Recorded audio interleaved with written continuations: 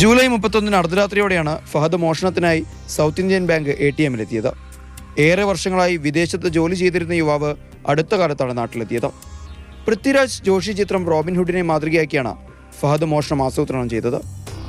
ATMലെ CCTV ക്യാമറയിൽ യുവാവിന്റെ മുഖം പതിഞ്ഞതോടെ ഇയാളെ പോലീസ് 3 മണിക്കൂറിനുള്ളിൽ കസ്റ്റഡിയിലെടുത്തു.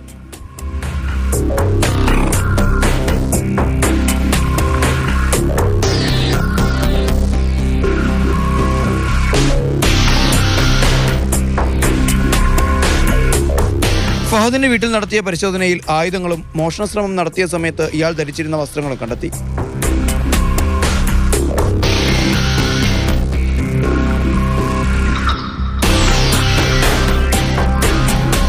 കുറ്റകൃത്യങ്ങൾ തെളിയിക്കുന്നതിൽ ഗൾഫ് പോലീസാണോ കേരള പോലീസാണോ കേമന്മാരെന്ന് പരീക്ഷിക്കുക കൂടി ഈ കവർച്ചാശ്രമത്തിന് പിന്നിലുണ്ടെന്ന് യുവാവ് പോലീസിന് മൊഴി നൽകി.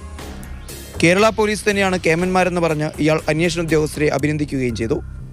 ഇയാൾ ലഹരിക്ക് അടിമയാണോ എന്നും സംശയമുണ്ട്. കോടതിയിൽ ഹാജരാക്കിയ പ്രതിയെ റിമാൻഡ് ചെയ്തു.